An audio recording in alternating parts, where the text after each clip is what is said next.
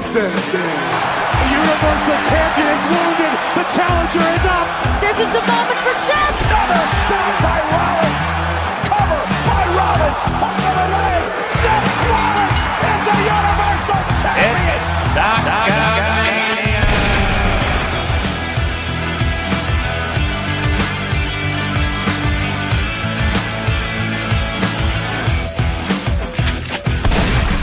Kofi measuring the champion. Kofi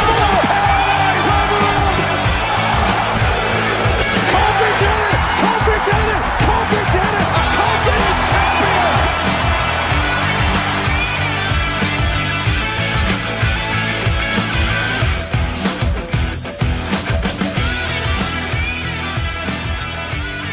Hey, ladies and gentlemen, welcome to another episodic adventure.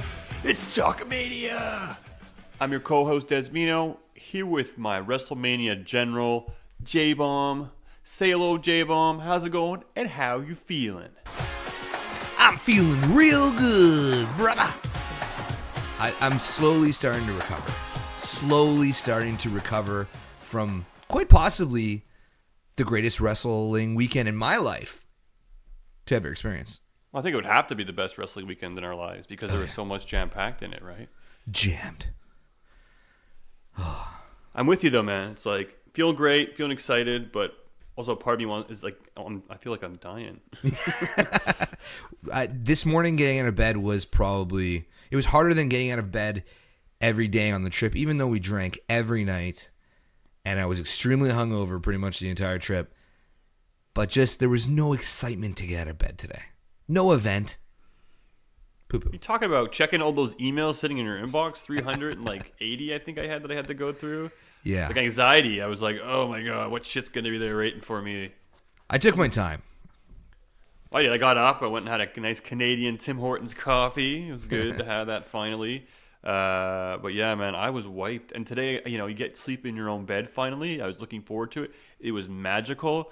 But then like midday today, I felt like I was like, I don't know what it was, just like dizzy and disoriented and just really, I guess, wiped, just wiped. I think my body was like craving alcohol, like I was having withdrawal syndromes. I drank a shitload of beer, and they were not cheap at all. No, man. I think that's where most of my money went. I swear to God. I changed 400 Canadian, got 300, and then I think about 80% of it, no, maybe 70% of it, but still a lot, was spent on alcohol. It was like $15 a beer at Barclays. Oh, after NXT Takeover, I looked at my account, and me and my wife had spent like $280, I think, on beer that night. Yeah, but it's all about the experience, so yeah. Put the dollar amount on it. And we had a good time, guys. We did it. Talkamania went to Wrestlemania. Here we are back in Montreal recording we were on the road Wrestlemania, and now we're on the recover from Wrestlemania. Oh, man, that was too fast, man. It went too fast. Like, while we were there, I remember waking up on Sunday and being like, wow, this trip hasn't blown by. But then all of a sudden, Raw was over. And this is like from Sunday morning to the end of Raw was just way too quick. And then it was get in the car, get home. What a shitty drive on the way home. It was a long drive, yeah, and it was shitty. We were hitting spring, or supposed to, back in Montreal, but we got hit with like a snowstorm. We came home, blanket of snow, ice on the roads. There was accidents. So yeah, it wasn't the best trip home, I could say. No, the welcome back to Canada was tough. There was like 6 inches of snow everywhere at least. Dez had to scrape ice off of his car. It was 24 degrees on Monday in New York City. We were drinking beer on a terrace, getting ready to go to Barclays Center, and then we got home and scraped ice off your car. Yeah, and then bipolar today. It was a lot warmer. A lot of the snow's gone now, and I think by the weekend it's supposed to be in double digits, which is warmish in Canada in Celsius. And so here we are back. But you know what? I had a good time. I'm not going to care about the weather. I'm thinking about all the fun I had. We did NXT on Friday, and that was amazing. Such a special show. I think, I'm trying to think like what was my favorite show to go to, and I can't say NXT beats WrestleMania because WrestleMania is an experience. It's WrestleMania. But just the intimacy of that, arena and the crowd and the seats we had and just the matches themselves, the quality, the caliber, it was a great way to kick off the weekend, that's for sure. Absolutely. Those seats were crazy. Like when we walked in, I was like, whoa, we have amazing seats. And then we just kept walking down and down and down. And we kind of felt like we were slightly in this like little angled spot. Like maybe 5 rows from the floor. And we had this little section. There was only like 4 seats in our row. And we had our own row. Yeah, it was really nice. Yeah. Nobody was bothered by the amount of times we had to go get beer either, which was pretty special. Yeah, refreshing. I mean, we're Canadian. We like to drink beer, so we do get up and go to the washroom quite a bit, either to go to the washroom or to get more beer. Every time I came back, man, 2 beers each hand. Let's go. double fisted. But the match, the event itself was amazing. War Raiders, Black Ricochet, that was an amazing match. I posted the farewell after the match they had. Black and Ricochet didn't get the job done, obviously. They wanted to give the rub to the War Raiders. But after the matchup, they said a goodbye to the NXT. NXT were giving them lots of love. I put that up on Twitter. You can check it out. Almost 10,000 views. So that's pretty cool. Yeah, I think it's pretty exciting. Yeah. I think lots of people love NXT and they love Black and Ricochet. So they're on to do bigger and brighter things. But lots of good matches. Walter, Jay spent the whole night hating on him. You don't like the guy. Actually, to tell you the truth, it was the most fun I had at NXT was the Pete Dunne Walter match, just because of yelling at Walter is fun. So maybe I do like him. Maybe I like to hate him. But he looked a lot smaller in real life. So I'm just saying that. I'm just putting that out there. He looks a lot smaller in real life. I thought he was going to look a lot bigger. His arsenal is basically what I expected it to be. But, I'm giving the guy a chance. He's going to be the face of NXT, and I wouldn't be surprised if CP Dunne come up to the main roster. I think that's probably the whole plan here. But yeah, the match itself wasn't bad. And then Velveteen Dream and Matt Riddle, what an amazing match that was. What can you even say about that match? What can you even say? I mean, it was just from start to finish. DREAM Dream. His entrance was sick. Matt Riddle impressed me too. That suplex from the outside. The German, yeah. So good. Yeah, and we saw Riddle get his first, or not. I don't think it was his first necessarily, but he got a loss. Yeah, in this one-on-one match, and it doesn't really matter, man. They both look like $1 million. Yep. And then we top it off with Gargano versus Cole, Adam Cole, baby. And I love that entrance live. It was so good. The crowd ate it up. My girlfriend just loves participating in it. She's like singing it now all the time. So that's a lot of fun. And the first 2 falls kind of came quick, but the story they told afterwards with the false finishes, you really felt like Cole was going to win it. Gargano pulled off the win, the big moment. He is your NXT champion, and that's pretty big, guys. So we'll see what happens with Cole, if he's going to stick around with the Undisputed Era in NXT, or maybe he'll make the move up to the main roster. But regardless, NXT was amazing, guys. If you haven't gone or don't watch it, check that shit out, man. It's off the hook, different recipe, really refreshing, especially if you're one of those marks on social media constantly complaining about the product. Yeah, it was amazing. I was convinced Cole was going to win it. So to have Gargano win it was a little... In the moment, I was disappointed, but now knowing that the Undisputed Era don't hold any titles, I got to think, are they going to show up in Montreal? They might. I think that would be amazing. Yeah. What a way to blow off the roof. I mean, Barclays Center, New York, they're pretty loud. They're pretty, I guess, rambunctious and obnoxious. But Montreal likes to bring energy. They like to be involved, and they like to support our talent. So I'm really hoping that it's going to be an exciting show. KO is going to be there. We saw Sami Zayn come back this week as well, too. I was a bit confused. They didn't wait, Yeah. But at the same time, maybe now he's coming back as a heel. He'll come back, and what's he going to do? He's going to troll his hometown? Oh, I think he is. He will. He'll play this role against us, and it'll be fun, I think. We'll probably get KO versus Sami Zayn, maybe on Raw. Who knows? I hope. Or at least maybe in a dark match. There was a few things about the Sami Zayn debut on Raw that was a little bit frustrating. I mean, I get that it's Raw After Mania, so have him debut there. But to show him walking in the hallway in a quick vignette before he actually, his music hits and he comes out, I feel like, come on, man. Like, he didn't advertise him being there, so why not save the pop for a real surprise? It is the formula that they believe is the formula. It basically gets people tweeting, hashtag Raw, Sami Zayn, hashtag Raw, Sami Zayn. People see that, they're like, oh shit. They tune in, viewers up. That's all there is to it. Fuck them. Hey, you know what we didn't do? Des, you didn't tell the listeners where they could find us. All right, guys, before we get any further, we'll start talking about a little bit about our thoughts and impressions on WrestleMania. But before we do, make sure to follow us @_Talkamania. You can also check us out on Instagram, just Talkamania, that's all. And guys, check out our story. We were taking photos, we were taking videos. We put it up there. It's really cool. We did a lot of cool things. We hit it up the Bustin' Open party. We did NXT, Fan Access, WrestleMania, Raw, bars, all kinds of cool stuff. So check that out. Pizza, for sure. That was a big part of our nights as well, too. Check out Podbean. Listen to it. You listen to podcasts? Podbean. Check it out. iTunes, Spotify. And make sure to check us out and check our partners out. TheChairShot.com, Full Press Coverage, The Daily Smart, Blog Talk Radio, and BodySlamBoom.net. And of course, our partners over at Full Press, check them out on the Twitter machine. That's @FPC_wrestling. Buy some merch, y'all.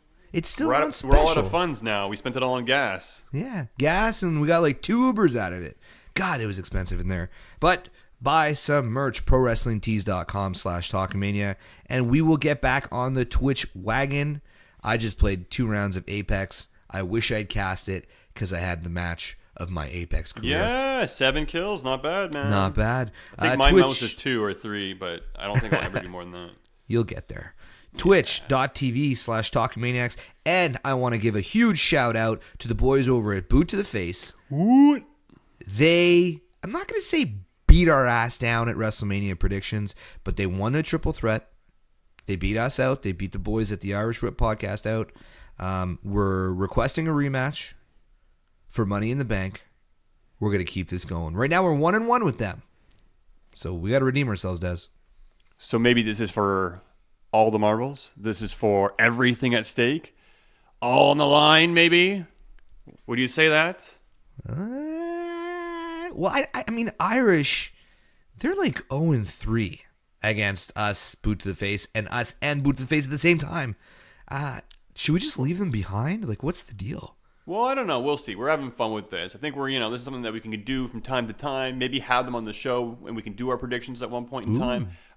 We met these guys. So Boot to the Face was our podcast that we befriended, and they became our hombres, and we became their mother Canuckers. And we met each other at the Busted Open party. Bully Ray was there, Mark Henry, Tommy Dreamer. LaGreca was there too. Everybody that was involved. 10-year anniversary, a lot of fun.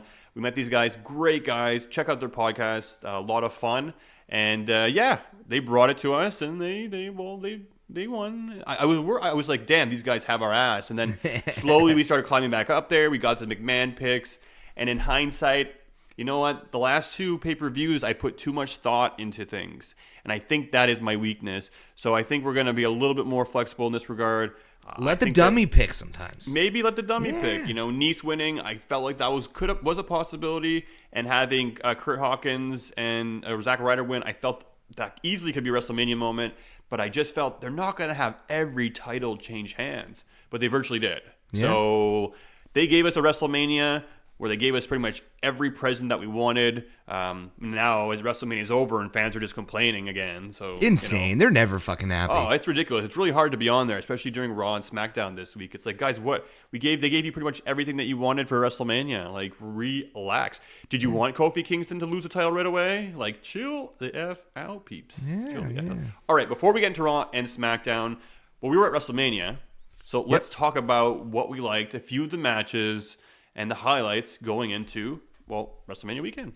Well, first off, that stadium is fucking huge. Like, we're Canadians, so we don't have football stadiums. That place is monstrous. And I got to give kudos to MetLife. On the way in, very well organized. Actually, concessions were pretty quick. Bathrooms were pretty quick. Everything was pretty easy to find. And then walking out to that stage, even though WrestleMania was slightly simpler this year, it was still such a cool experience, man. Yeah, absolutely. Having the helicopters going over the stadium, the fireworks, the entrances. This set wasn't the best set, I guess you could say. The ramp was just the ramp, didn't have lights on it. I like when they have it all the way going down. I'm looking forward to that whole... the pirate ship, man. That looks pretty cool. Imagine they had a pirate, like low-level pirate ship, so like the base is on the ground, and then they had like a mast, and then Shane jumps off of it or falls off of it. I'm ahead of myself, guys. This is WrestleMania. We're not in Tampa, bro. We're not in Tampa. I know, but I'm excited. But really cool. But yeah, stadium was good and accommodating. But then here's the thing.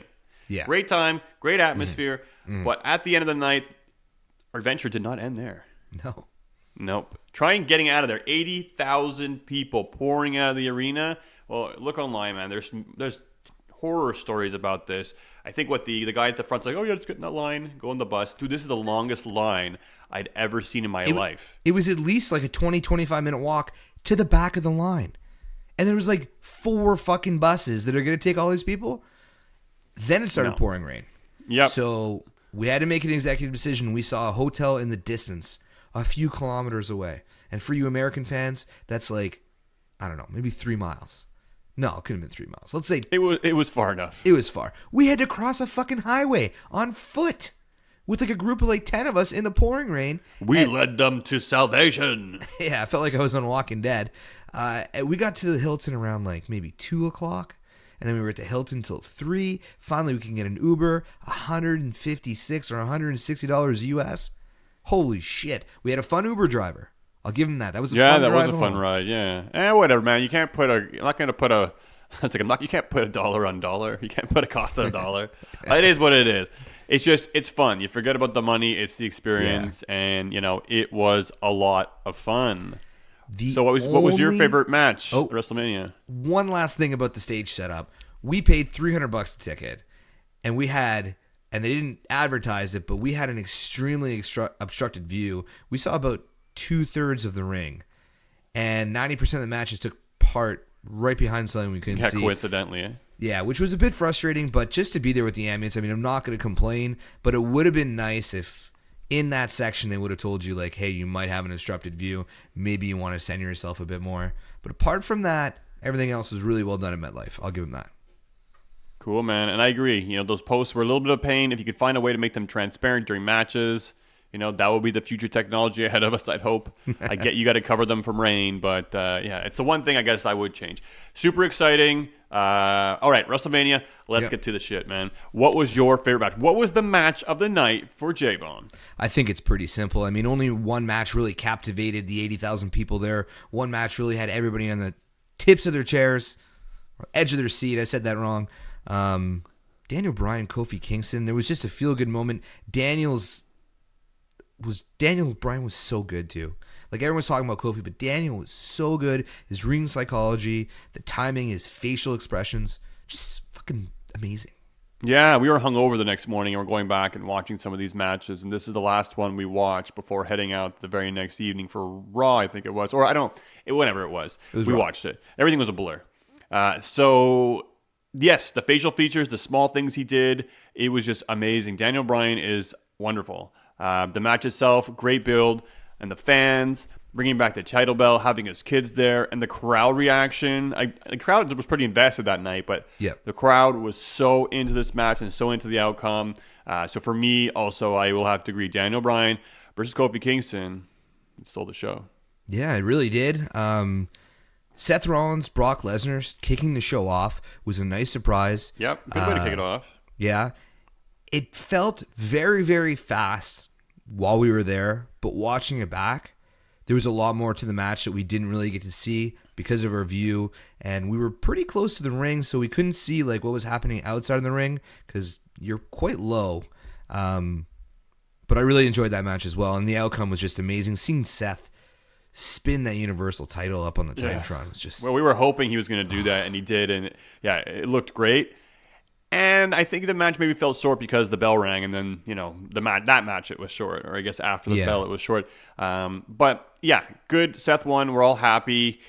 The only thing that J-Bomb and I talked about and agreed upon changing was, instead of doing the 3 kicks in a row or 3 stomps, he should have stomped him, kick out at 2. Stomped him, kick out 2.5. And then stomped him one more time and then got him at 3. Yeah. It's the small little thing I would have liked to have added if I had my way. But outside of that, the match was cool. I liked it. I dig it. Seth Rollins, your champion. Part-time champion. His ass is out the door. Yeah. And maybe that Universal Championship will become a little bit more relevant. I agree. Kurt Angle. No, not Kurt Angle. Shane McMahon and The Miz somehow going into WrestleMania was like, I was like, I'm going to take a piss during this match. Dude, how much did I complain about this match? It was really good. Yeah, it was pretty good. Yeah. Miz got busted open, got a few staples in the back of his head.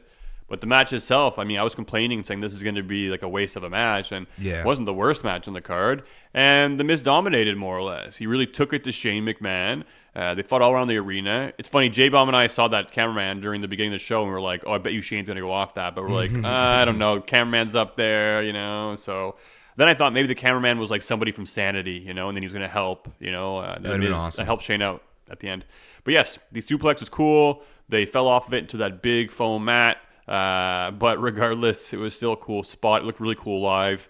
And Shane picked up the win on The Miz. I don't think this is going to be a segment that's going to, or a match or a feud that's going to end just yet. But the match itself, it delivered for me. So did AJ Styles and Randy Orton. I really liked the match. It was pretty good. But as you could see, it was one of the first matches that kind of brought the fans alive in terms of the criticism because they were blinded by the light. Yeah, the lights were bad though. Yeah, so we were a little bit blinded on that end, but we didn't get the worst of it.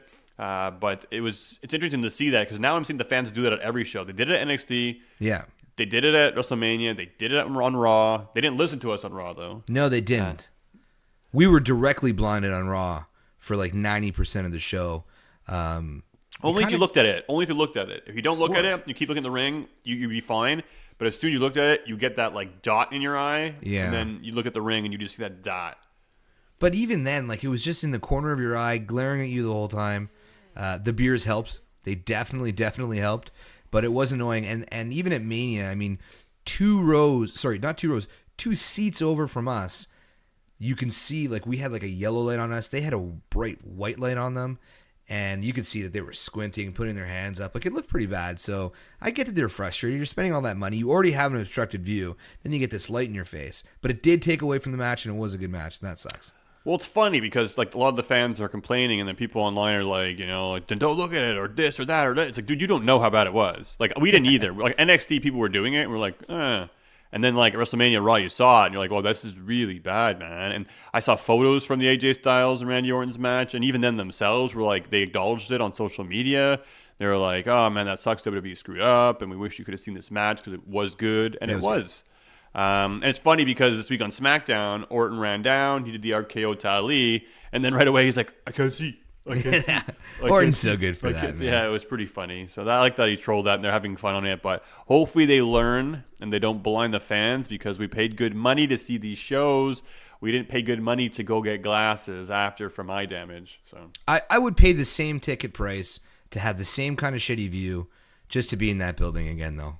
Like, oh, yeah. It was amazing. Every so often I just had to look. Like, I was doing a lot of Instagramming, and I kept kind of panning the crowd, and then I had to delete it in the story because there was just too many of them. But I was just trying to take in the moment. It was just in awe, man. I've never been in a building with that many people. I'm seeing football in England. That's only 60,000. This was 80,000. That's a lot of people. Yep, and we had Becky Lynch. She won the big one, folks. She is your dual champion, the champion of Raw, the champion of SmackDown. She beat both Charlotte Flair and Ronda Rousey, and she's the man. What can you say? She rolled her up, too. No tap out, but lots of controversy. Yeah, it was abrupt. It was definitely abrupt. I haven't watched that match back, but we were sitting, and she won, and, like, we all the crowd was like, what? Really? Huh? What? Like, the people in front of us popped, and I looked at Des, and I was like... Was that it? Was that it? Yeah. Like... It felt rushed, so I do want to go back and watch it. Maybe the spot with the table not breaking kind of took away from it. I think the bottom of it broke, like the bottom corner or something. But it's Becky 2 titles.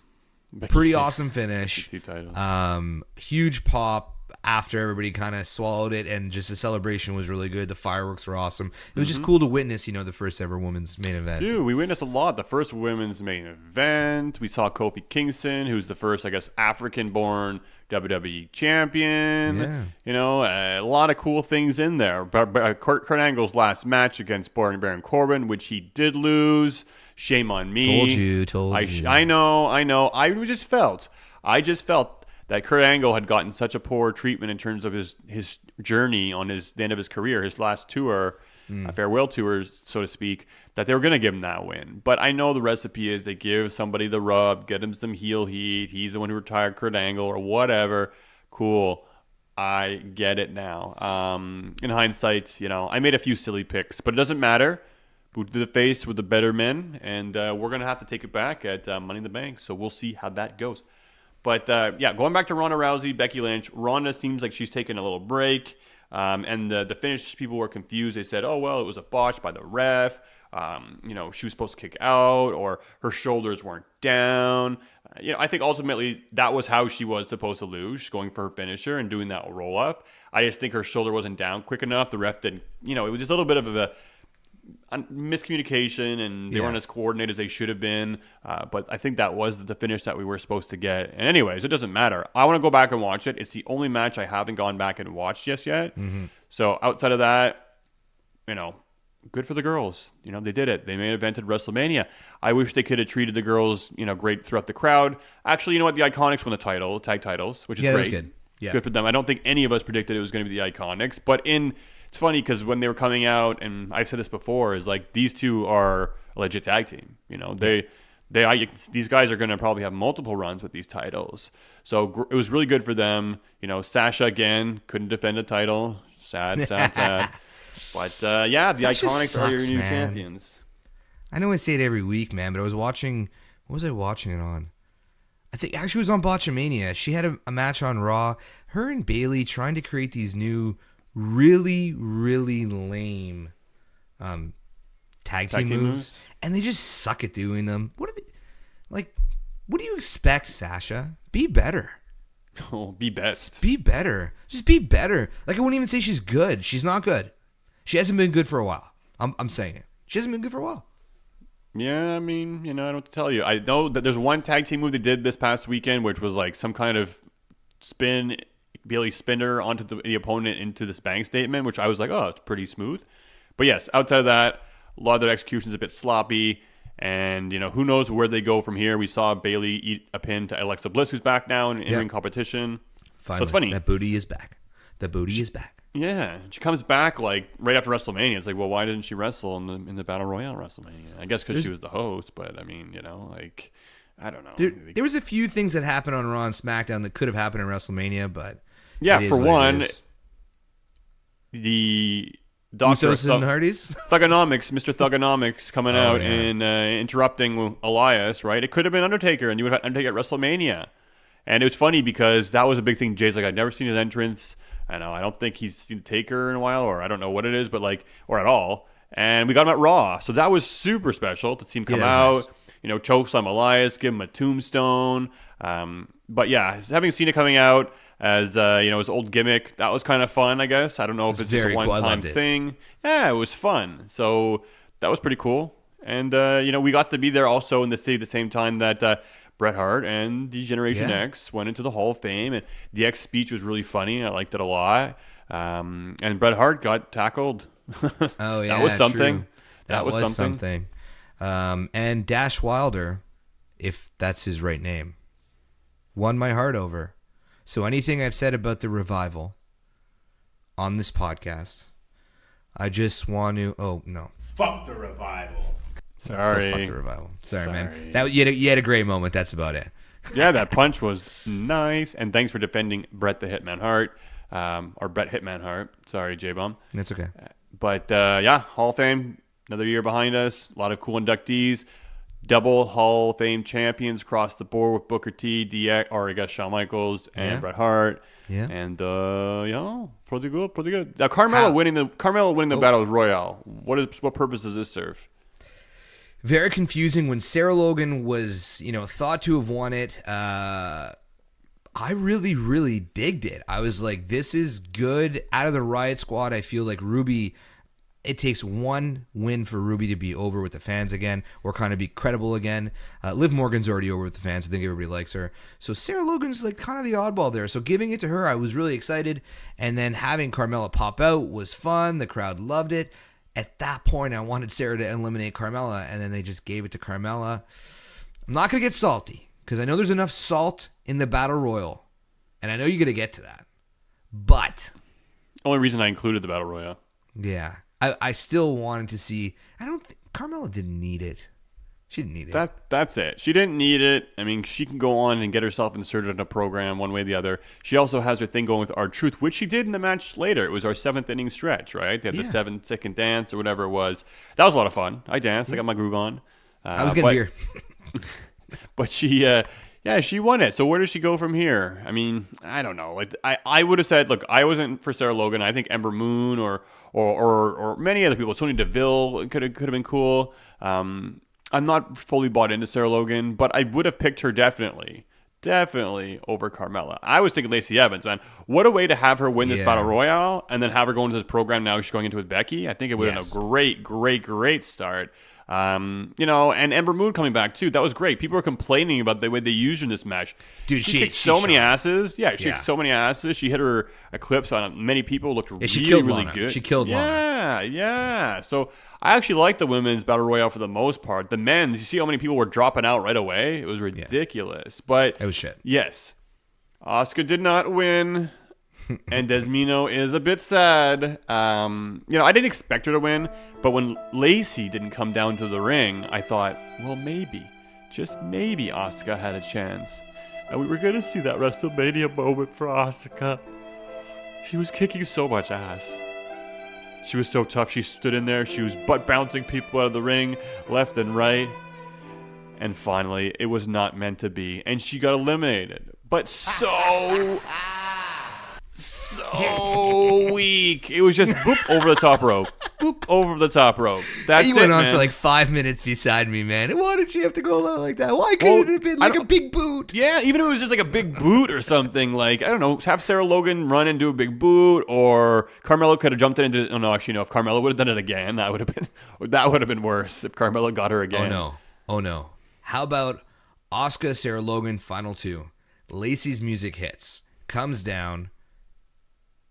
Women's right on Asuka and eliminates her. Well, the thing is, you can't have her come down at the end of a match. That's just cheating. I would have just waited outside. But it's Lacey. She does anything she wants, apparently. Well, I guess. Apparently. But Asuka, that sucks. But you know what? I know why she lost.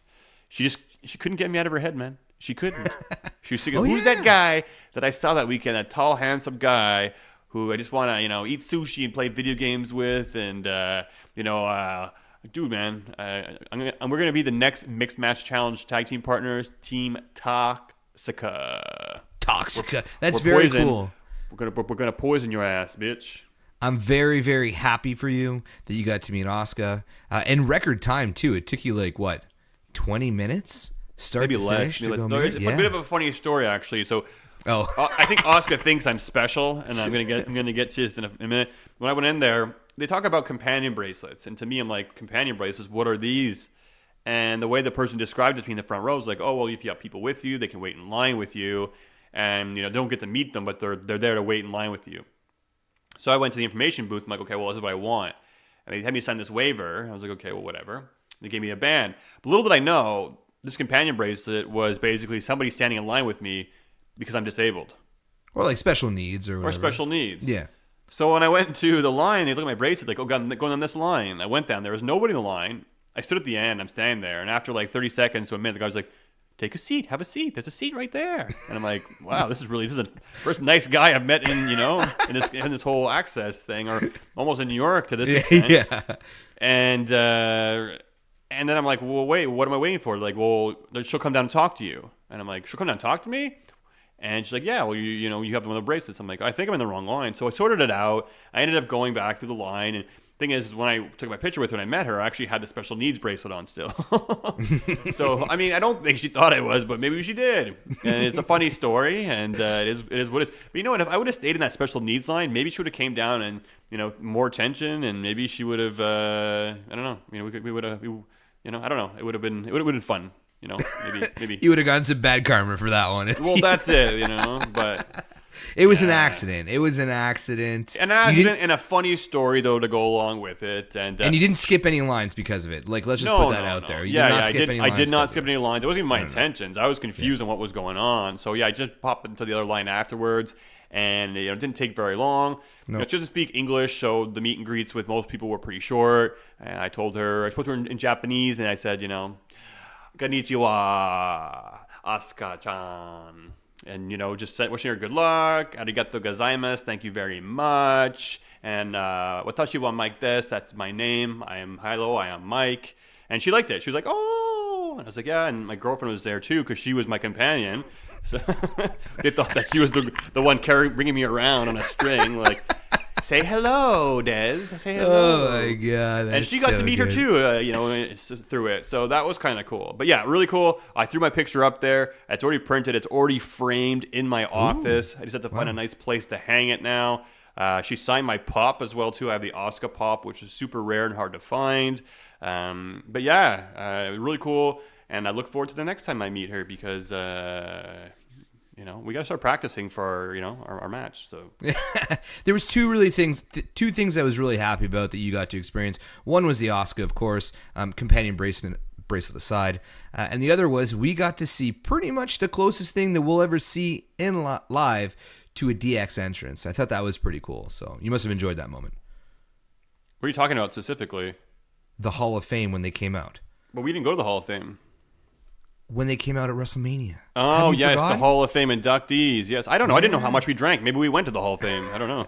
Maybe it wasn't real. Yeah, but yeah, that was really cool. It looked so good in the graphics. It was not this. Jay doesn't like the spray logo. I don't either. I like the big D-Generation X classic logo. But it was really nice. The screen was like such good definition. They came out, did their cross chop. Bret Hart, Shawn Michaels had a hug. Brett posted it on his Instagram. The hug. Yep. Yeah. So I think it was funny. Brett was always like, "Oh, Sean Butt's a prick. This born again Christian stuff's garbage. I don't believe him for a second."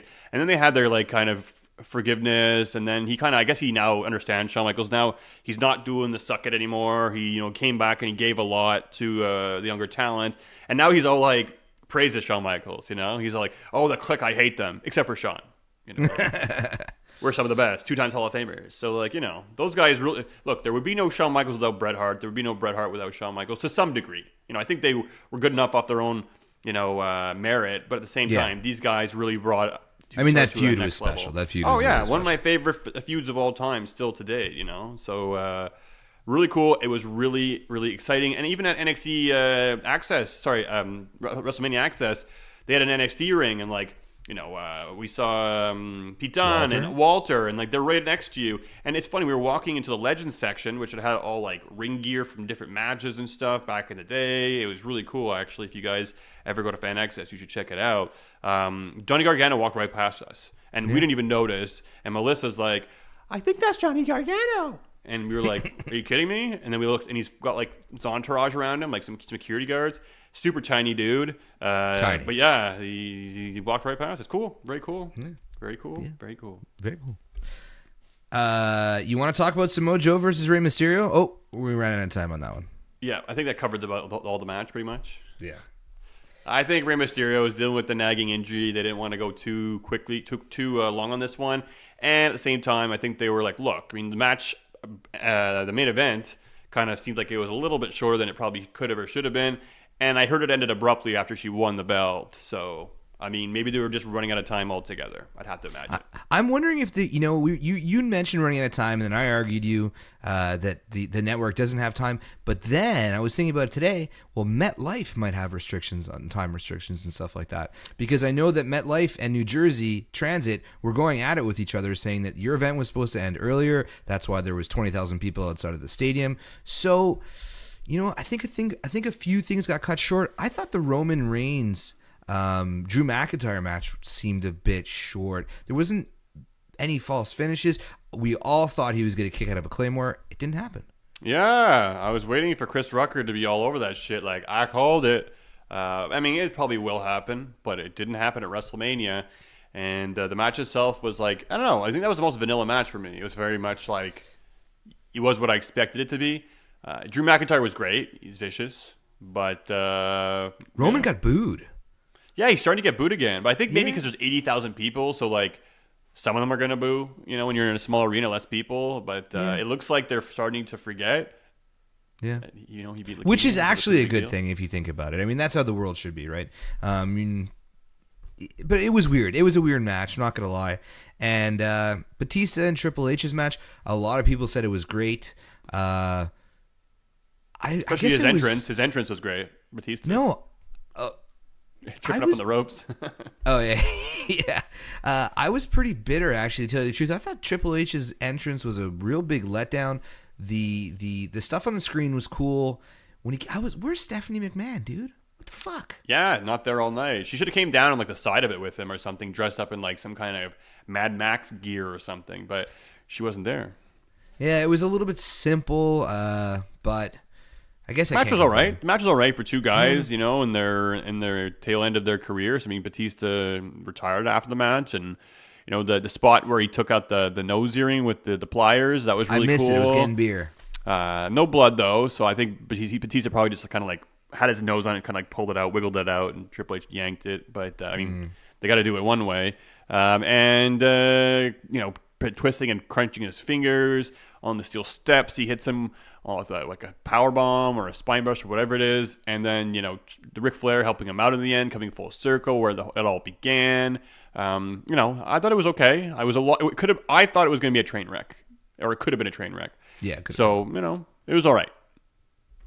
All right is the right word to put. A lot of people seem to like it on social media, so maybe I didn't rewatch it. Did you rewatch that? That's what I haven't rewatched that one either. I didn't watch like the last quarter, I guess, Wrestlemania. Yeah, so it might be different on TV. Again, like you don't really get with the view that we had. You don't really see that many facial expressions unless you're watching the big screen. So if it was in our view, I was watching it live instead of up top. So maybe I missed some of the storytelling, but I don't know. It fell a little flat for me. That's all. Yeah, it fell flat, but I was excited when we went to Raw because Raw followed up after WrestleMania, didn't know what to expect, and we were saying, well, who's going to come out with the belt, right? Is it going to be Seth? Is it going to be Becky? You know, because they're both on Raw. They're both Raw champions. But Seth did come out. Super exciting. Fans were super behind him. They were popping. The Barclays Center was off the hook. And then, what a big treat. Kofi Kingston comes out on Raw. And it was so much fun. And then also having Big E and Xavier there, jamming out to Seth's theme song. That was so good. Man. Big E hitting the splits, where everyone in the arena was like, "What is he? What? He's doing the splits?" That should have been his WrestleMania moment. And it was cool to see. And then they teased that whole like title versus title match, right? Yeah. And a lot of us were super excited. What a great match to have on Raw after WrestleMania. And it main evented Raw, and unfortunately, the bar came in and interrupted things, and fans weren't too happy about that. Unfortunately, but super fortunately, because like we were talking all of Raw, every second we got, we don't want to see either of these two lose their titles a day after WrestleMania. I don't think the interruption was that good. I think they could have probably did some other angles, but the chance that the Barclays Center put on. Honestly, it's just like it didn't sit well with me. Chanting AEW. It was classless. Yeah, like shut the fuck up and we want refund or something like that. And AEW and come on, man, like dude, they gave you everything you wanted at WrestleMania, and then what? You want them to take the title off Seth? You want them to take the title off Kofi? Like this is probably the best finish there is. Maybe the bar, okay, why are they there? It doesn't make a lot of sense. I mean, we've seen lots of stars doing crossovers the past 2 days, so it makes a little bit more sense now. But I don't know. I think it was a little bit disrespectful in hindsight, looking back on it now. And, maybe it's going to open up the door for a match between Kofi and Seth at Money in the Bank or something like that. So it seems like they're teasing these unification of all titles because they had the women's. Now they're talking about the Universal and the WWE title. And then now the tag team titles as well, too, because the Hardy Boys and Zack Ryder and Kurt Hawkins are teasing having a match in Montreal, which we'll be excited for if it happens. Yep, for sure. We're going there next week, guys. We're going to be live at the Superstar Shakeup in Montreal. It's going to be a lot of fun. Our WrestleMania, I guess, road to WrestleMania is over, I guess, in that aspect. But we still have, I guess, dessert, which would be next Monday. It's going to be fun, and we're going to see lots of surprises. And KO...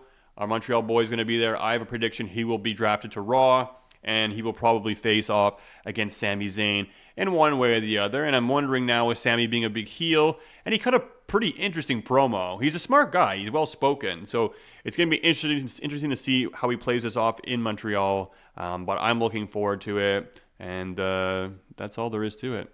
So Kurt Hawkins and Zack Ryder picked up win number 2 on Raw versus the Revival, which is, always good to see.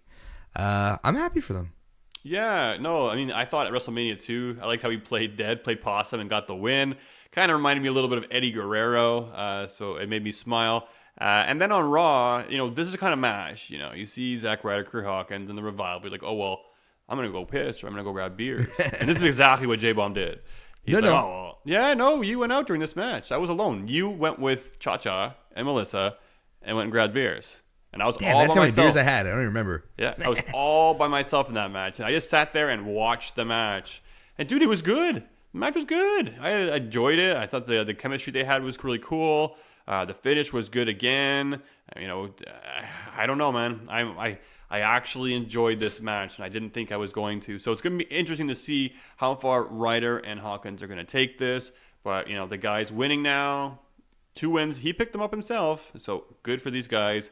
Good for the tag team titles. And fuck the Revival. That's right.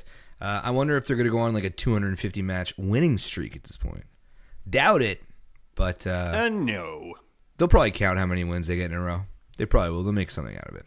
I don't see them holding on to those titles too long. I mean, if the Hardys are gonna, if they're gonna do it for all the titles, it probably will be the Hardys that end up winning it, and then maybe take on the Usos at Money in the Bank, and then the Usos win it because the Usos are the best in the world.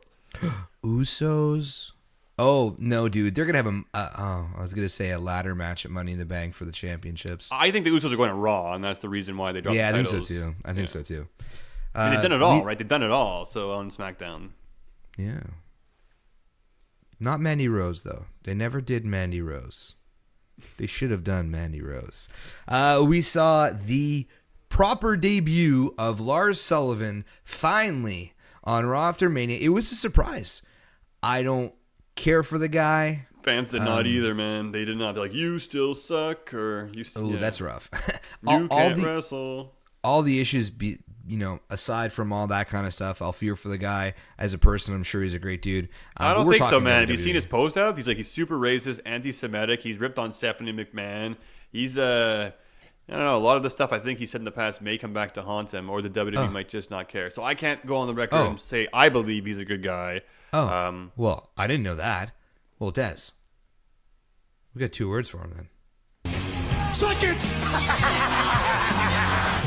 Should we ban Lars Sullivan from the show? Look, we all make mistakes in our past. We've done a lot of things as well, too. I like to think we're better than that and say, look, let's give this guy a chance. I'm not impressed. Well, look, we heard Angle was his last time on Raw, and he came out this week. What the fuck? He got the upper hand on Baron Corbin on the night after. Immediately makes Corbin tap out, but couldn't do it at WrestleMania. Kind of makes sense and doesn't at the same time. But, he comes out, he attacks Legends, he attacks Kurt Angle, then he attacks the Hardy Boys. So he's making big statements. He hits his glorified rock bottom and his big headbutt, which I thought they were going to stop doing because of, Chris Benoit's brain damage and Daniel Bryan's concussions. But maybe they just don't care about this guy. Or maybe they think it's going to knock the racism right out of him. I don't know. But, I don't know. We see these big beasts come and go. Throughout the years, who knows what'll come of it. I just don't want to waste segments watching him take on a jobber every week, and then him going on a stupid U.S. title run to only be a nobody in a year from now. I'd rather him be a nobody in a year from now, though. I don't want to see him come in. I don't want to see him become big. I don't want to see him in a year from now he's the WWE champion. That'd be disgusting. But I don't want to. I feel like I'm just wasting my time watching him being built up only to not go anywhere ever. It's like they could be doing other stuff with this. They could be putting Asuka in matches. They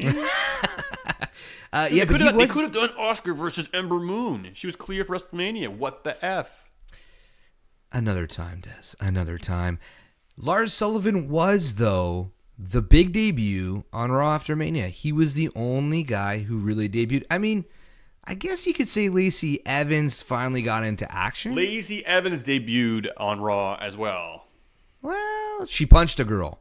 That was a great segment, though. The ladies, right. And you know, she knows, well, not, I know she no-sold it, but like, you know, that's her finishing move, and Becky didn't even drop to her knee. So, but the brawl between them was great. I really liked it. The intensity and the aggression. And you know what? Like, I think maybe now because Asuka's not going to be a victim of hers, I'm kind of like, okay, well, you know, let's see what she can do. She's going to be good. She's going to be good. She can be, and I'm wondering if like that's like we all know that Sasha posted some cryptic messages after WrestleMania, kind of not being happy with things as they are, and she wished that she could be. You know, she does this boo-boo face once in a while where she kind of is upset and reflects because she wants to be the best, and I can respect that. But look, man, you had the tag team titles, you're the first tag team champions, and yeah, you didn't hold on to them very long. And you know what? I'll give her credit, or I'll give her due. Where I don't feel like they utilize them as a tag team very well. They had what 1-2 defenses. That's about it. They did single matches. I don't know. It just didn't feel like a tag team to me. And now the Iconics, the first week they have the titles, they're defending them. Yes, against local jobbers, but they're defending them. And you know what? They're pulling out some pretty cool tag team moves, and you know, they're looking iconic. Yeah, they're the only real tag team in the women's tag team in the WWE, in my opinion, like a true women's tag team. So it makes sense that they're holding the titles. It really does.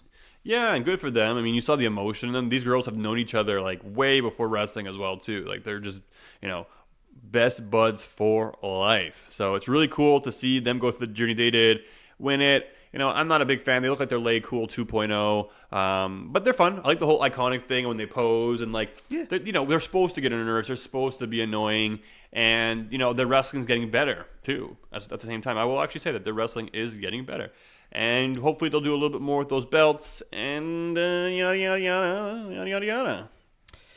Over on SmackDown, we got a New Day celebration, the official New Day celebration. We got more Big E splits, friggin' awesome. We got his kids in the ring, his wife in the ring, but that was at the end of Raw.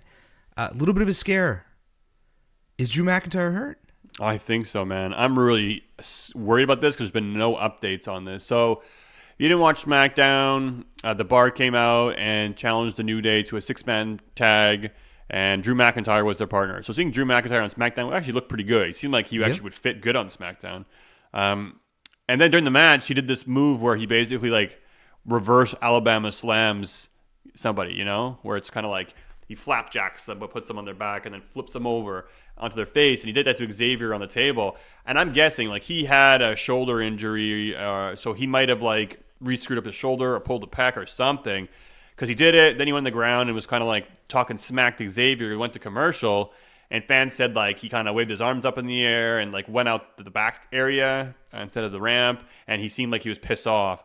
So really bad timing because like look, the Bar and Kofi Kingston and New Day, like to me it's like, well, Drew McIntyre was going to be the next challenger. That's what I felt like, because if they're having him go off against Kofi, then well maybe Kofi and Drew McIntyre. And I have to feel like Drew might have won this one. And then Drew would have been WWE champion. Now he must be really pissed because, look, maybe that got pulled from underneath him again. You know, just like when he had the NXT title and he got injured and had to drop it to Andrade, you know. Mid-match. They made the decision, you know. So, and it's cool. Andrade got the championship, and it was able to springboard Drew back to, you know, the main roster after the fact. So that all worked out fine. But really, really bad timing. I hope he's okay. I hope it's nothing serious. But there's been no news, and that worries me just a little bit. But we'll have to wait and see. Yeah, we'll have to wait and see. You mentioned it before, Randy Orton, RKO's Ali, gestures that the lights are hurting his eyes. What we didn't touch on was the fact that Kevin Owens came out right after and kind of botched, stunned Rusev. I don't know whose fault it was. Rusev did the whole Scott Hall. His head didn't go down. He didn't grab the back of the neck properly, I think it was. He didn't Rusev did hold it. Rusev did the Scott Hall. Yeah. Excuse me, the Scott Hall cell. It was awesome. A little confusing. I'm like, yo, Kevin Owens, that was pretty heelish. No, man, he stunned the bad guy, and Randy Orton got the good guy. That's all there is to it. Yeah, but like they just both like kind of like walked through the ring. I felt on SmackDown they were just throwing so many superstars at us so quickly. It was just like next person, that person, this person, that person, next person. And, you know, look, we got Braun and Joe. That was badass. That was awesome. Yeah. Dude, I was like, oh my God, I haven't even thought about these two guys going at it, and I liked it. And they had unfinished business now. So for Joe and Braun to kind of have this feud, I think it's good for Braun. It's good for Joe. Put the U.S. title in there. So that is exciting for me. Going back to Kevin Owens, stunning though. He didn't get Rusev the back of his neck, but I watched. At the end of SmackDown, there was a dark match. Kevin Owens versus Sami Zayn. So really cool to see that. And at the end of it all, they're subbing the crowd. They're saying, yeah, we're buds and all this stuff. And Kevin Owens hits a stunner on Sami Zayn. Oh. And dude, it was a good one. Like he's starting to get the stank in there. Yeah, he did. He kind of had the stank with Rusev, but he kind of botched it at the same time. Well, he did the kind of like the turning one too with him. So like it was really good, and I'm hoping in time it just gets better. So slowly but surely, he's starting to get the recipe down, getting airtime, and hopefully he does that move justice. Because, dude, man, I miss that move and how it comes out of nowhere. But it better be a freaking damn finisher, not like every single other match somebody kicks out of it. Because I hate that please shit. Please no. The Iconics defended on SmackDown, so they're already way better champions than Bayley and Sasha ever were or will be. They defended against jobbers. However, they played it well. It was the Brooklyn Bells and Corey Graves. No, not Corey Graves. One of the three dudes, Tom Phillips, kept butchering their name. I think he actually made a mistake at first, and then Corey helped him, and then Tom kept pushing him. But it fit. It fit very well, even though it was a jobber match. The way that they said that they were undefeated, they made a story about it, and it wasn't just like showcasing the Iconics. It was, just good heel bullshit, which I enjoyed. So, yeah, no, I liked it too. I mean, I like that they give these local tag teams a chance. If you're just gonna have jobbers on there, I guess they're not really jobbers because they have a repertoire themselves and they're locals. But really cool nonetheless. And now we see Paige, right? She showed up backstage. Yeah. Everyone was super excited to see her. And she basically said that next week she will be bringing an impressive tag team to challenge or at least, confront the Iconics. Now you have to think, who will be this tag team? Who do you think? I don't give a shit who I think. It's who I hope. And I hope it's the Butt Pirates. Ooh, yo ho ho and a bottle of bum. That was good. Was that on the fly? What can I say, man? I'm the creative genius behind Talkamania. So. Who do you think? Are you hoping Butt Pirates too? I'm hoping it's the Butt Pirates. Sky Pirates would be awesome. I'd like to see Kairi Sane and Io Shirai. Look, I think they should be a tag team that can come up and go down. I think they should stick in NXT. They can have great takeover matches. They did have a great takeover match. It was great to see them wrestle. But also to be on the main roster as well, too. Triple H talked a little bit about people being able to go up and down. So hopefully it will be them. But I don't know. I don't think they're ready just yet. I feel like they're still going to be doing stuff in NXT. Some people are saying maybe it's going to be Ripley, And I forget. Someone said Ripley, and who was it? I can't remember. But I was Tony's niece? Yeah. Oh, no, I think it was Ripley and Tony Storm. There you go. Tony's niece. Yeah, Tony's niece. But I think Tony's also like such a big part of NXT UK right now. They're not. She's still a champion, right? She is. I think she's a heel now as well. So, ooh, interesting. Or she's doing some heelish stuff. But what did she do? Cool. Did she put like the little chalk line on the other side of the cheek to make herself a heel? I don't know, man. She makes weird faces though all the time. Every time I see a picture of her, she's making a weird face. I think she's hot. She got that British face. I like it. Cool, man. But yes, there's so many different, potential combinations of what could be. So I want to go with the Sky Pirates just because that's what I want. That's what I want. Sky Pirates versus the Iconics, though. How salty will you be when the Iconics retain? We'll see. I can't tell you that. I love Io Shirai. I think she might be like the most hyped I get about in-ring women's talent. If they have a great showcase and a great match, even if they lose, I'll understand it because that's WWE. That's a storyline. That's how it works. I'm not going to be all pissed because my people didn't win. But it would be weird to see the Iconics beat them. It would be. Mm-hmm. Now I'm gonna ask you. We got our big matches. We got Daniel Bryan, Kofi Kingston. Yes, sir. Ronda Rousey, Becky Lynch, Charlotte Flair. Mm-hmm. Where do you think they go from here? So who do you think Kofi's first challenger is going to be? Who do you think Becky's going to go? Oh, obviously Becky. We know Becky Lynch. Charlotte Flair. What's going to happen with Charlotte Flair now? Ooh, there's a lot of things here. Yeah, okay, let's start with Kofi. That's a tough one. I mean, we had predicted that there would be a New Day split, And as I think it was Take the Bump tweeted out a picture of Big E doing the splits, and he's like, "You guys called it." And I thought that was clever. I don't know where Kofi goes because we thought maybe Brock was going to attack him at WrestleMania. Maybe Brock was going to attack him on Raw or on SmackDown and take the title. And Vince McMahon would have, screwed the WWE Universe again. Crazy heat on Brock. I honestly don't know. He's a SmackDown guy. I gotta think. I don't know, dude. Like I don't know. I can't see them splitting up the New Day. I can see them splitting up the New Day. I'm all over the place with this, man. I really don't know who it's going to be. I don't. It's a hard one. Well, I thought it was going to be one of the three or four. No, sorry, three. I think, like you said earlier, Brock Lesnar, he's heavily rumored to be on SmackDown or be advertised on SmackDown. They're going to Fox. I think he's going to Saudi Arabia as well, too, even though that pay-per-view is getting rescheduled. And, you could have him easily be drafted over to SmackDown and then, take the title off of Kofi Kingston. People would hate him, draw ultimate heat. But that's what Brock Lesnar does. He's a heat magnet. So I think it would have been great. Although I want Kofi to hold on to the title just for a little bit. And I also hope Kofi, once he loses the title, he's not back to losing to, Mojo Rawley or Jinder Mahal. I want to have future matches where it's triple threat with Kofi Kingston and you actually feel like Kofi could win that match. I just don't want it to be, a fan service and then he goes back to just being good old Kofi. Because, man, that belt looks good on him. It does. It looks so good on him. It does. He looks really like a good. champion. He does look like a champion. I like it. It is a new day. It is a new day. And the other contender would be Drew McIntyre. I was really excited to see him come out. Because I'm like, damn, if Drew's getting in the mix there, maybe he is the next guy.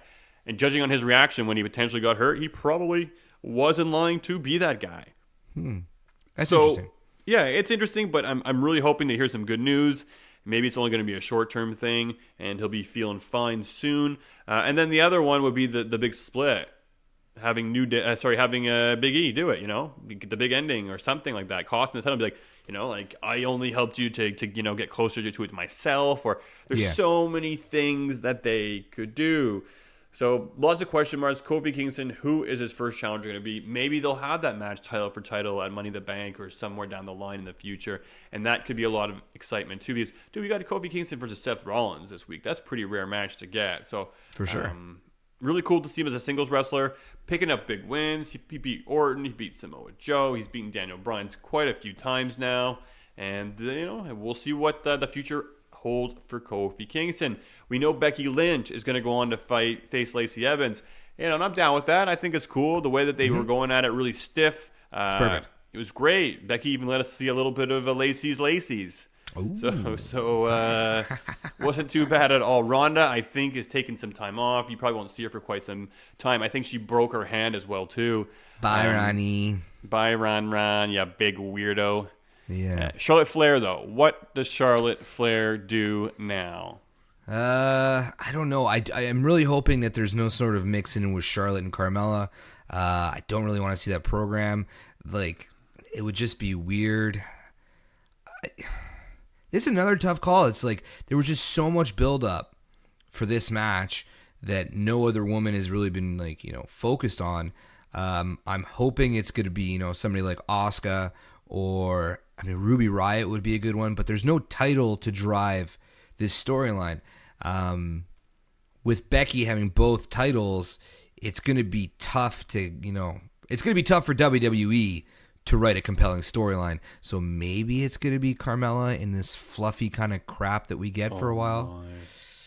I can't imagine Becky will hold on to both titles too long unless I think Becky's like, I'm going to go out there and start the Becky 2-belt thing because then they'll have merchandise. And then they can't have you drop the title too soon. It's genius. Yeah. It's genius. They already have a shirt. It's on WWE.com when you go there, right in the front page, man. Becky 2 belts? 2 titles. Yeah, Becky 2. She said Becky 2 belts, and it's Becky 2 belts, right? Not Becky 2 titles. Becky 2 belts, you're right. If I could pick somebody, and judging off of the Battle Royal that the women had, 2 people got entrances. Naomi, and I can't even remember the other one. Asuka, you idiot.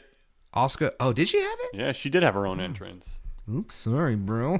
Jeez. No. Jeez. So I'm hoping maybe Naomi. I got to think that Naomi was supposed to be Asuka's challenger at WrestleMania. Maybe that's why they gave her the entrance. Maybe that's why Naomi was so sour after a match was canceled for number one contendership on SmackDown before Mania.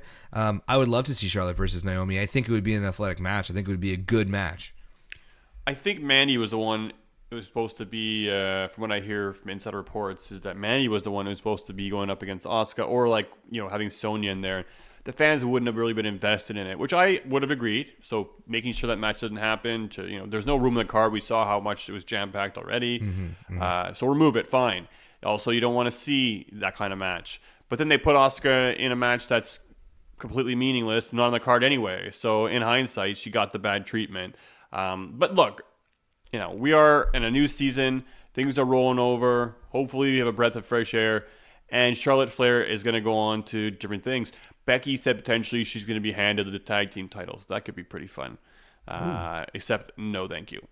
What I wouldn't mind seeing now, though, is a proper program between Charlotte Flair and Asuka.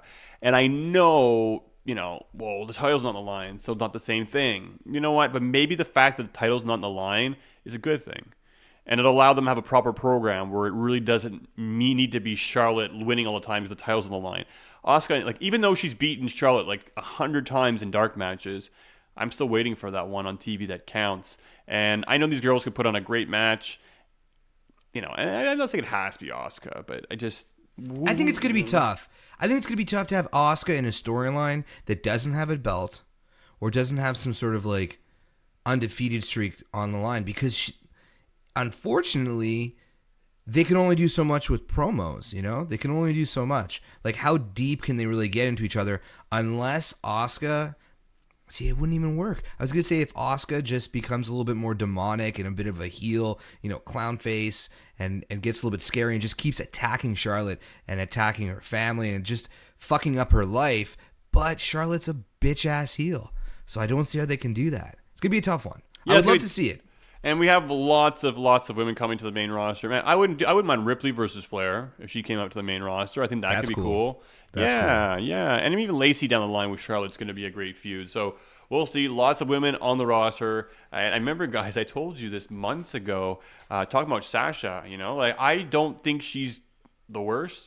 I think she's got a really cool entrance music. No, that doesn't say much, Mike.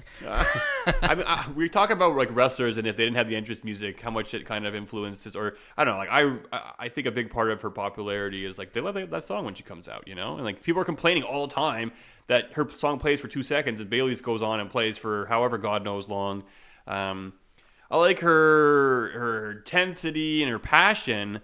But look, I'm telling you guys, there's so many women in the indie scene. Open your eyes, look outside the WWE that are just on a whole other level than half the women on the WWE roster currently. Yeah.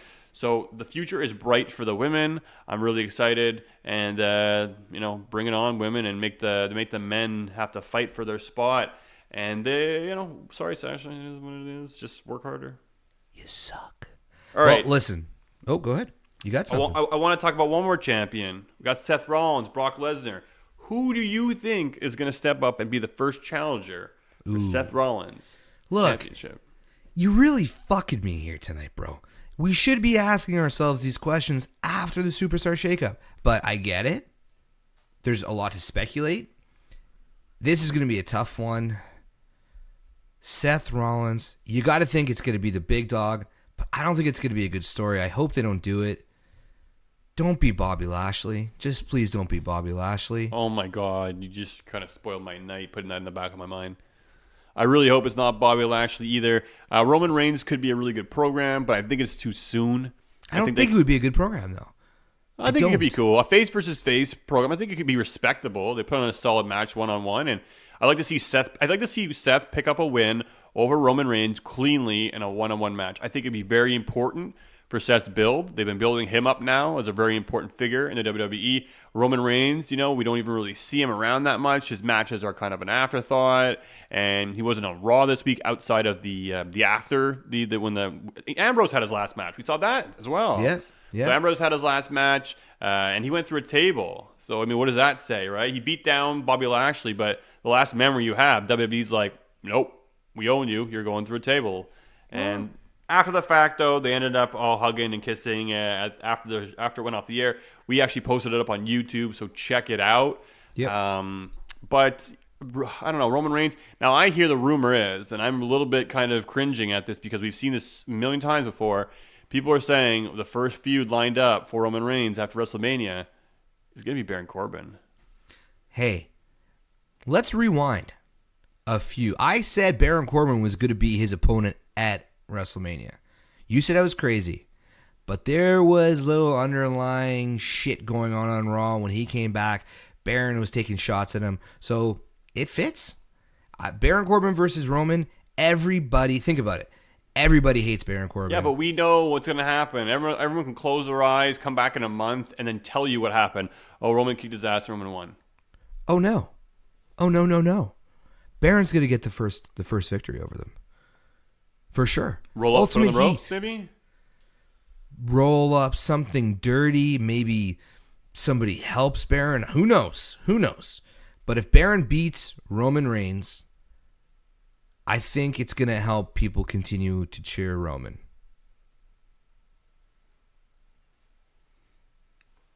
I was like waiting for him to finish. I thought he's like, I don't Probably. know. Man. This is crazy shit I'm talking about. But again, I think you hit it right in the head just like a few moments ago when you're like, damn, man, wait for the superstar shakeup. Because look, so many things could change. We're going to be sitting back here a week later talking about, well, this guy's on this show and this girl's on that show. And these things got shaked up left and right. No matter where Becky goes, she's not going to escape Lacey Evans. We know that. But a lot of stuff to look forward to. And guys, man, we're going into Money in the Bank. This might be one of my favorite pay-per-views of the whole year. I love it. I love ladder matches. They're exciting. It sets a tone for the season. It sets a tone, and it puts people on the radar. It helps elevate people. We've seen people win these briefcases and go on to cash it in to do great things. So for me, I'm interested to start seeing the qualifications and who's going into it. And I think it's relatively soon. It's in a few weeks, I think. It's not too far away. But it's going to be exciting. We're going to see who is going to be landing on Raw, SmackDown. Who knows? Man, maybe there'll be some main roster people going back to NXT.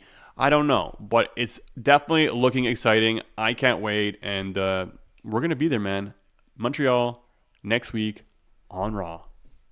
Money in the Bank is May 19th. So I will actually be in Florida while that's happening. But we're definitely going to have a great prediction show for that one. How much do you want to bet that after Raw, we're going to be so damn excited that we're going to go out and buy SmackDown Live tickets and just keep it going? Let's buy nosebleeds. Dude, it was fun. That's exactly what happened last time. We went to Raw, we had a really good time, and we bought SmackDown tickets the very next night, and we had a good time again. And we actually ended up getting that match between Daniel Bryan and Shinsuke Nakamura that we threw up on our Periscope, and we had thousands of people watching it. So in the end, it ended up being a good thing. It was cool, man. So maybe it might end up being the same thing, but I'm looking forward to it. We have a week to recover. We were busy. We were on the road, our very own road to WrestleMania. We made our dream happen, guys. Check out our trip, our voyage, our journey on Instagram at Talkamania. Yeah, and we're going to do the same thing for Raw. We're going to get together. We're going to drink some beers. We're going to eat some food. Melissa's going to be there. Is Cha-Cha going to come? I think she's slowly starting to come back into the light and think she's going to... I'm wearing her down. Wear her down. It's not the same without Cha-Cha. No, she's part of the it's Wolf for sure. Pack. And this is our journey. This is the end of the WrestleMania experience. Come on. It's beautiful. How perfect is this that we go to WrestleMania and then the week after in Montreal and the Superstars shakeup, man. So it was meant to be. Oh, it was meant to be, and it's going to be off the hook. All right, boys and girls, that wraps up another episode of Talkamania. Be sure, like Des said, check us out on Instagram, Talkamania, Twitter @_Talkamania, Podbean, iTunes, Spotify, The Chair Shot, Full Press Coverage, The Daily Smark, Blog Talk Radio, Bodyslam.net. Our buddies over at Full Press, check them out on Twitter @FPC_wrestling. Buy some merch. Help us out. Get us to Tampa. Get us to next year's WrestleMania. We're thinking about it, man. That pirate ship, man, it's like it's built for Kairi Sane. She's got to be involved one way or the other. And a lot of you are talking about that whole set. It's pirate theme. It looks stupid. I like it now. Shut up, man. It looks cool. You look at the set this year. It wasn't all that great. I like the whole pirate ship thing, and I think they could do some pretty cool things with that as well, too. I was saying, man, have the ring in the pirate ship. Yes, you'd have it up on you would think you'd have it up on another level. Just bring the floor down to the base Uh, of the deck, and then build off of that, and then have a mast, and people can fight on top of it, and then have Just cannons flying, and then pirates stealing booty, and then we'd have grog, and we would just pillage and plunder one another, and yeah. Just no obstructed views, please. No obstructed views. But buy our merch so we can go and see the set that is piratey. ProWrestlingTees.com/Talkamania. And I'm going to jump on Apex. I don't know about you, Dez, but I'm going to jump on Apex. I'm going to throw it on Twitch. Twitch.tv/Talkamaniacs. And a big what's up once again to the boys over at Boot to the Face. Marty, it was great to meet you. Chris, it was great to meet you. Chris's wife, Leanne, it was great to meet you. We all got along great. We had tons of beer. Good times, man. Good times. Yeah, so a lot of fun. On behalf of Talkamania, J-Bomb's out. Dez, say bye. I am hungover as shit after WrestleMania week, but have a happy Rusev Day.